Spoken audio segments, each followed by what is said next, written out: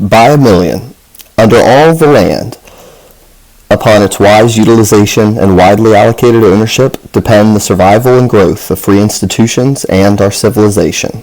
From the preamble of the National Association of Realtors Code of Ethics. America's first millionaire. It's a little-known fact that America's first millionaire was a real estate investor, a German immigrant, and the son of a butcher. He was named John Jacob Astor. In the early 1800s, Astor got rich trading in furs, tea, silk, and fine china, but that was not where his real fortune was made. Eventually, he invested his trading profits in something that would prove to be even better, real estate. His most profitable investments were in New York City, and before long, the man known as Manhattan's landlord was widely acknowledged as the wealthiest person of his time. He had not only become America's first millionaire, he was now its first multimillionaire. Shortly before his death, Astor reportedly said, "Could I begin life again, knowing what I know now, and had money to invest, I would buy every foot of land on the island of Manhattan." Astor passed away in 1848, leaving over $20 million to his heirs. This immigrant butcher's son was not only America's first millionaire and multimillionaire, he was also America's first millionaire real estate investor. I love the story of John Jacob Astor because it captures both the art and the science of investing. The art inspires us, and the science instructs us. The fact that an immigrant butcher's son could build America's first great fortune is the inspiration. The fact that he did it through real estate is the instruction. This is consistent with my experience. I believe there is an art and a science to achieving your highest potential in any endeavor, and building financial wealth is no exception. The art of real estate investing is about becoming inspired to overcome your misunderstandings and think like a millionaire real estate investor. The science is about learning and applying the models these successful investors use. Up to this point, we've addressed the art. It's now time to address the science. The 5 models of the millionaire real estate investor. The essence of investing is getting good value, and in real estate, that's much more clear than many other areas. It's common sense. It's intuitively obvious. Todd Tresidder, Millionaire Real Estate Investor, Reno, Nevada. The 5 models of the millionaire real estate investor. Proven models replace the need for years of experience. In fact, it's a case of experience replacing experience. Other people's experience replacing the need for yours. With proven models, you get the benefit of learning from the mistakes of other people without having to make them yourself. You also get to build on their successes. Models inform your activities, help you get the most of your efforts, and accelerate you towards your goals. Built with the clarity of hindsight, they answer the all-important question, what's the best thing for me to do? In our research and experience, 5 key models stand out in the world of real estate investing. The net worth model, the financial model, the network model, the lead generation model, and the acquisition model. These 5 models represent the best practices of our millionaire real estate investors. A few of those investors are experienced speakers and instructors with an amazing breadth of knowledge about investing. Some are generalists who aptly apply whatever cards they've been dealt, and others are niche experts who are building their wealth through specialization. We took the best wisdom we could find in our research and built our models around the idea of a collective millionaire real estate investor who represents the best of them all. As a result, these 5 models accurately describe the most widely applicable and timeless intelligence on investing in real estate. When we set out in search of these models, we were working from the idea that 2 heads are better than 1. By interviewing over 100 millionaire real estate investors, we amplified the simple truth many times over. For us then, 100 heads are better than 2. What we're looking for was perspective drawn from a large enough group to gain collective wisdom. The 5 models of the millionaire real estate investor. 1. The net worth model. A 3-part model for identifying the best investment vehicles for your goals, budgeting your money in order to have more to invest, and tracking your assets and liabilities to measure your progress towards financial wealth. 2. Financial model. A model for understanding the 3 ways wealth is built through real estate ownership: cash flow, appreciation, and debt paydown. 3. The network model. A model for building and organizing a network of investing relationships to mentor, advise, and help you. 4. The lead generation model. A model for determining your real estate investment criteria and then systematically prospecting and marketing for opportunities that match them. 5. The acquisition model. A model for creating terms that will minimize your risk and maximize your profits when making real estate investments. Perspective is an amazing thing. The gift it gives us is better vision, the ability to see things as they are and they are relative to everything else. Perspective gives you the full picture and clarity for your actions. It's our hope that the 5 models of the Millionaire Real Estate Investor will give you the best possible perspective and clarity to apply to your wealth building career. The net worth model of the Millionaire Real Estate Investor. Your journey to becoming a millionaire real estate investor begins with your understanding of net worth and ends with your having a lot. Net worth is your worth in financial terms. Practically speaking, it's what you own minus what you owe, your assets minus your liabilities. The net worth model of the Millionaire Real Estate Investor is a proven plan of action for dramatically increasing your net worth over time. It's a simple 3-step process. 1. Learn the path of money. 2. Manage your personal budget. 3. Track personal net worth. For millionaire real estate investors, these steps are sacred. Their knowledge of the path of money continuously reminds them that they must always make appropriate choices to maximize their returns. With this end in mind, they purposefully budget their money to maximize the amount they have to invest. Finally, after they've invested their money, they consistently measure and review the results they are getting to maximize their net worth. My aunt and uncle are the perfect examples of how anyone can follow the net worth model to financial freedom. Clem and Woody understood that their financial wealth probably wouldn't come from the modest income they earned at their barbershop in Galena Park, Texas. They worked hard, doing what they loved, but they knew early on that they needed income from additional sources to fulfill their financial goals. It was very clear to them that they would have to invest and let their money go to work for them. Therefore, they started budgeting aggressively, setting aside every dollar they could for investing. I grew up around Clem and Woody, and they cut the hair of everyone in my family each month. Even as a child, I was aware of their purposeful frugality, and that memory has stayed with me. Thanks to years of thriftily living, planned savings, careful investing, they were ready when an investor group from Austin, Texas came to town to invite investors to buy land at the intersection of 2 major highways. The research showed that this was a terrific opportunity, really a no-brainer. My aunt and uncle didn't hesitate. They had the money, understood the opportunity, liked the terms, and invested in the deal. All their hard work and prudence soon paid off. A few short years later, they were the richest people in my family. They had become millionaires. And because they kept investing, they went on to become multimillionaires. Path your money. My aunt and uncle realized that money has a path. Do you? Millionaires do. That's why they're millionaires. They know that when a dollar leaves their hands, it begins a critical journey down a path of choices and decisions. And they know that those decisions are the key to building their financial wealth. The map they follow and the guide they trust on this journey are called the path of money. The path of money describes the way money flows in and out of your life. You can think of it as a river with tributaries and distributaries, with inlets and outlets, with springs that feed it and sinkholes that drain it. Getting channeled for strength, they're dispersed for weakness. Some rivers keep growing and flowing on their journey. Some dry up. The path of money works the same way. There are sources that start it down its path. Some are strong, others aren't. And the choices made as it flows will either feed it and grow it, making it stronger, or drain it and shrink it, making it weaker. Millionaires get this. They know that they have to direct their money purposefully. Some people let their money wander wherever it wants to go. Millionaires don't. They direct their money to the places that will bring them the greatest financial growth and the most substantial net worth. Maybe it goes without saying, but to path money, you first must have some. Equally obvious, but just as important, the more money you path, the more you will have. Thus, getting as much money to path as you can is critical. There are only 2 ways to get money. You can earn money, and you can receive it. You can earn money from your work, and you can receive it from your assets. If you're like most people, while you'd like to have lots of assets that pay you money, you probably have to start with the money you earn. And that'll work fine. As long as you have some cash flow from one source or the other, you're in good shape. Why? Because income allows you to participate in the path of money game. Here's how the game is played. Once you have cash, the path presents you with 4 basic choices. You can consume it by spending it. You can save it by holding it. You can share it by donating it. You can grow it by investing it. Right here, at the very first crossroads, is where most people get knocked out of the game. They get knocked out so early that they believe they were never in it. What do they do with their money? They spend most of it, hold some of it, donate a little of it, and invest none of it.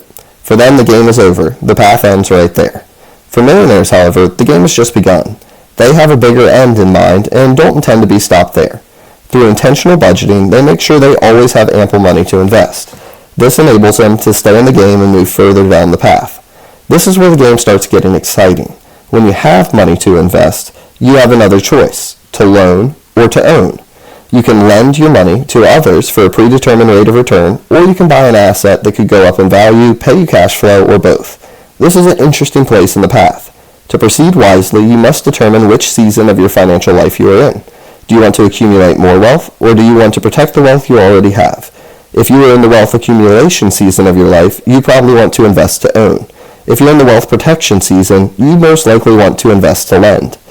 With each of these choices, there are two basic positions. You can lend or own passively, or you can lend or own actively. It's a critical set of decisions that can keep your money safe or make it soar. Millionaires know that passive lending is mainly a money preservation strategy. The rates of return that they can get from passive lending are comparatively low because they usually are guaranteed, and most of the borrowers will turn around and re-lend the money. When factored for inflation, passive lending usually does not lead to a significant increase in net worth. Millionaires know that active lending, in which they lend their money directly to businesses or individuals, can bring them higher rates of return than passive lending can. However, it will require them to be able to lend significant amounts of capital that they typically will not get the benefit of appreciation. Institutions and mature individual investors are usually best suited to take this path. Asset ownership is on the other side of the path, and this is where big wealth is built. Millionaires know this and place most of their investment dollars here, buying and owning assets that can appreciate and give them cash flow. When it comes to ownership, they know that the passive options, stocks for businesses and real estate investment trusts for real estate, usually don't build great wealth without insider positioning or great wealth having been invested. As a result, they usually head straight for active investing in businesses or real estate. Millionaire real estate investors choose real estate. Why? Because they like the big upside, the small downside, and the personal control it offers. Here's the best news for investors on the path of money. The path never has to end. As money flows from your investments, you'll have more money to reinvest, and build more wealth. Millionaires know that at this point, the path of money can become a most rewarding, endless loop. If you want to become a millionaire real estate investor, learn to play the path of money game and play it. Learn the path of money game and play it. Budget your expenses. Once you learn the path of money, get on it and stay on it. For most people, this is easier said than done. Because they have an undisciplined approach to spending, they usually have more money left at the end of their money. Because they have an undisciplined approach to spending, they usually have more month left at the end of their money. This is a problem. People can't progress along the path if they spend all their income. To achieve your financial goals, you have to have some money left over at the end of every month. There has to be something left over to invest, and the best way to assure this is to budget for it. We can thank the late 19th century economist Thorstein Veblen for coining the phrase conspicuous consumption. His study, The Theory of the Leisure Class, profiled a generation of newly rich Americans who abandoned the modesty of their Puritan forebears in favor of an ostentatious display of wealth. Veblen described a kind of consumption snowball effect that ensures when individuals base their self-esteem on the possession of material goods, as fast as a person makes new acquisitions and becomes accustomed to the new standard of wealth, the new standard forthwith ceases to afford appreciably greater satisfaction than the earlier standard did. We knew we'd be spending the money we were making if we didn't start doing something with it. So we started buying houses 20% down and financing them over 10 to 15-year payouts. We had 15% automatically deducted from our checks and put into a money market account. When we had enough money, we would buy another house. Jimmy and Linda McKissick, Millionaire Real Estate Investors, Highland Village, Texas. In other words, new stuff quickly becomes old stuff, creating the need for more new stuff. It's the 19th century version of keeping up with the Joneses. They were trapped in a financially self-destructive cycle where the spending never ends, but the joy of it does. Not a whole lot has changed. We still live in a consuming society, unrestrained and unbudgeted. Unlike the days of Veblen, we don't even need to have cash to spend it. Credit comes easy, and increasingly people are willing to mortgage their financial future for the trappings of the rich today. To put this in perspective, a 2003 report by the Federal Reserve Board showed that while the median household income was just over $43,000, those households carried almost $18,700 in consumer debt. That's high-interest, unsecured debt equaling 43% of their annual income. That means that even if they set aside 10% of their annual income to pay off debt, it could take more than 7 years to do so. It is a disturbing trend that appears to be getting worse. Instead of investing to finance their future, more and more people are spending on credit to finance their lifestyle. The hard truth is this: if you have to finance your lifestyle, you can't afford it. Millionaire real estate investors understand the temptation to live for today, but because they follow the net worth model, they successfully and consistently keep their focus on their financial future. Through budgeting and thrift, they manage to live a comfortable lifestyle while investing a sizable percentage of their disposable income. After all, a little less of today could mean a whole lot more of tomorrow. Personal budgeting works. I do it. The Millionaire Real Estate Investors we interviewed do it, and you must do it. It is the only way wealth building gets launched and maintained. Your ability to budget successfully is directly related to your ability to differentiate between discretionary spending and required spending. It's the priceless ability to distinguish between wants and needs. They are not the same. Investors can separate the two. There is no confusion. Their required spending reflects their actual needs. Consumers don't have this financial clarity. Their required spending reflects both wants and needs. The net result is that investors have money to invest and consumers don't. The next 4 charts tell the story. The first 2, figures 4 and 5, illustrate the difference between consumers and investors in terms of the way they look at required spending. The third, figure 6, shows how investors find money to invest. And the fourth, figure 7, shows why millionaires are millionaires. Consumers look at their monthly expenses and immediately come to the conclusion that they can't afford to invest. After all, by the time they've paid for their necessities, there doesn't seem to be anything left over for investing. Consumers often complain that they never have enough income to cover their needs, when really it's their spending, not their income, that's the problem. In our experience, the number one barrier to investing in real estate is a perceived lack of investment capital rather than a real one. Investors, by contrast, see it as it really is. They take an honest look at their expenses and separate the discretionary from the required. Investors know that their daily, weekly, and monthly spending decisions can add up to a lot, and they are willing to make small sacrifices today in exchange for big rewards down the road. In the end, investors see investment spending as required spending. That's why they always have money to invest. Investors want to invest and take every opportunity to set aside the money to do so. This is where the phrase, pay yourself first, comes from. They take investing so seriously that they start setting aside investment funds the moment money comes into their possession. Millionaire real estate investors take this concept a step further. They pay themselves first, second, and last. They set aside money to invest before taxes, and after all spending. Just like the legendary investor Sir John Templeton, who, when he was young, lived off just 50% of his income so he could pay and invest the rest, millionaires play a game to see how much money they can save for investing everywhere they can. Sacrifice can be fun when you connect it to a reward. Make no mistake about it, just as there are big differences between a consumer and an investor, there are big differences between an investor and a millionaire investor. One of the biggest differences is the amount of money a person continually sets aside for investing. Millionaires believe in the net worth model and budget to find more money to invest, a lot more. Here's a simple and effective way to keep a personal budget and start behaving like a millionaire real estate investor. Use the sample personal budget form we've provided. Start with your monthly income. Ideally, you're getting both earned income from your work and unearned income from your investments.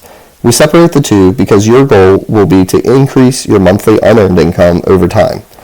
Total the two and you have your gross monthly income.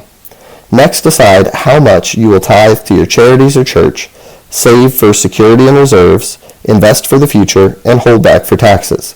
What's left is your net spendable income. The idea is to pay yourself first by taking care of your big goals up front. Therefore, charity, security, and investing always come first. Taxes, of course, also come first because it's law. Now it's time to figure out where your net spendable income goes each month. Your expenses. Using the sample personal budget worksheet, sort through your monthly bills and tally how much you spend on big expenses, housing, food, etc., each month. Use the far left column. Once you get a grasp on your current expenses, it will take very little time to update this form periodically as your income and expenses change. This is where your goals meet your resolve, where you must hold yourself accountable to live within your prescribed means. You'll notice that we've added 2 extra columns labeled required and discretionary to the expenses section of the worksheet. Take a look at your actual spending and ask yourself whether a percentage of those expenses might actually be discretionary. For example, if a monthly television bill under housing is $50, you might decide that the $35 basic monthly service is really all you need and free up $15 a month in discretionary income. We hope you'll be honest enough to admit that you could get by, and get by comfortably, spending less in one or more of these categories. None of us can be disciplined all the time. We all splurge a little on the things we love, and that's okay. What's not okay is to splurge unconsciously in all these areas all the time. This is where your personal resolve to meet your financial goals really comes into play. You must hold yourself accountable to live within your prescribed means. The amount of money you allow yourself to spend. It's the ongoing battle of budgeting for financial wealth. It's about always making sure you have money to invest. Single-family houses are a great place to start. It's the only way we could have started. It gets your feet wet, and you can always sell off one property at a time. Anna Mills, Millionaire Real Estate Investor, Toledo, Ohio. Finally, at the bottom of your worksheet is your budget analysis, where you subtract required expenses from net spendable income to arrive at any surplus or deficit in your monthly budget. If you show a deficit, you need to spend more time analyzing your required and discretionary spending priorities. A surplus is generally good news. That's money you can use for whatever you want. Since high school, I've kept a personal budget and tried to keep it as simple and uncomplicated as possible. From the beginning, I always set my tithing, saving, and investing goals and knew what percentage of my income I planned to dedicate to each one. I also had a good grip on my monthly expenses and knew about how much was required to cover the necessities. When Mary and I got married, that knowledge allowed me to take our paychecks and efficiently divide them among 3 bank accounts. One was my investing, saving, and tithing account, into which a predetermined amount was deposited whenever we were paid. I then would transfer to my regular checking account enough to cover our required expenses. Everything that was left over, our surplus, went into Mary's bank account to handle the unplanned expenses and also for our fun disposable income. But a funny thing started happening. Each month, Mary would announce that she saved an additional amount of money from her account that we could reinvest. Even though I told her that money was our fun money, it was meant to be spent. A lifetime of thrifty living was too hard to shake. We should all be like Mary. Partitioning one's money into different accounts according to a predetermined budget works as a kind of fail-safe or alarm. Anytime your actual spending exceeds your budget, you have to transfer money consciously from your reserves to cover it. It's about awareness. It's about adding an extra step in the process to make you reconsider your spending decisions. When you have to think about it, you may think better about it. Tip: use Nina's rule to control your credit card spending. Next time you visit your bank, ask for a few of the protective sleeves they provide for ATM cards. Next, take a marker and write "I am an investor" on one side and "Remember Nina's rule" on the other. Then put all the plastic you carry in one of these sleeves. The idea is to make you pause and think before you spend. It's about your financial posture, and credit card debt is a serious problem for would-be investors. Here's the facts. On average, consumers spend 112% more on a credit card purchase than when using cash. Over 40% of U.S. families spend more than they earn. An estimated 55 to 60% of Americans carry credit card balances. The average household with a credit card balance carries revolving debt of nearly $10,000. The good news is that once you have a handle on this process, you don't have to think so much about your daily spending unless you think you're running a deficit in one of your accounts. All the money that ends up in your surplus account is by definition discretionary. The money is for fun. Although many of our millionaire real estate investors probably would say investing that money is fun, ultimately the choice is yours. Track your worth. The final step in the net worth model of the Millionaire Real Estate Investor is to keep a personal balance sheet, a worksheet for tracking your net worth. The personal balance sheet is probably the greatest gift Michael gave me in our financial wealth building breakfasts.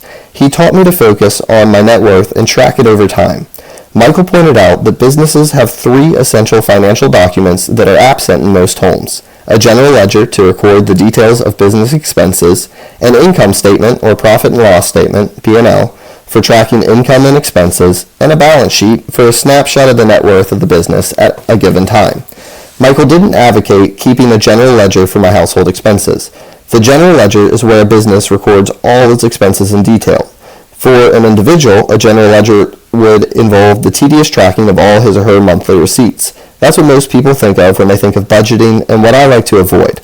The 2 documents Michael did advocate were the profit and loss and the balance sheet.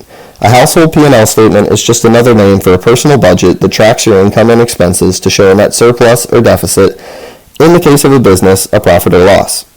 At the time I was meeting with Michael, I had a simple budget and adhered to it pretty well. Therefore, our focus was primarily on the personal balance sheet. I want cash flow and equity buildup. Kathy Manchester, Millionaire Real Estate Investor, Norway, Maine. Using a bank loan application form as our guide, we crafted a one-page worksheet for calculating my net worth. We listed all my assets, stocks, real estate, businesses, collectibles, etc., subtracted my liabilities, the total debt I owed on these items, and calculated my net worth. That improvised worksheet went on to become the focus of our later meetings and ultimately a tool to which I credit a great deal of my current financial wealth. Michael and I started each breakfast by going over my updated personal balance sheet, and then Michael would underline the net worth and ask the question, now how can you make that grow? That document has evolved over the years, and I still use it. In fact, I keep a copy of my personal balance sheet with me at all times and update it every week. And I always ask that same question, how can I make this grow?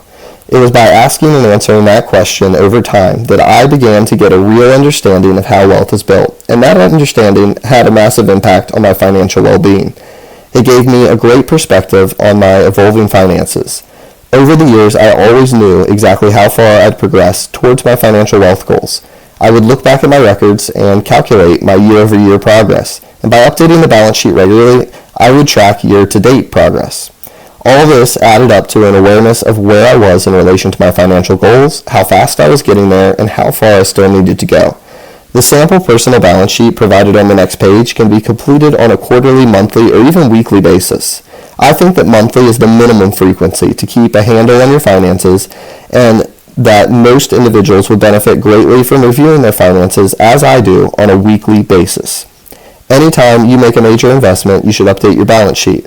It was by doing this that I began to understand the impact different choices I made with my money had on my net worth. Over time, and with careful, consistent analysis, you'll see a familiar path emerge, the path of money.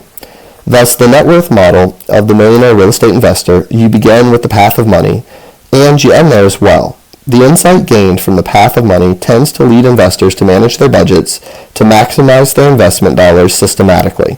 Then they track their investments over time using their balance sheets to determine how each investment affects their net worth. Finally, through their review and analysis of the budget sheet and investment performance, their personal path of money evolves and becomes clearer and clearer. The financial model of the Millionaire Real Estate Investor. There are two ways to build financial wealth by investing in real estate.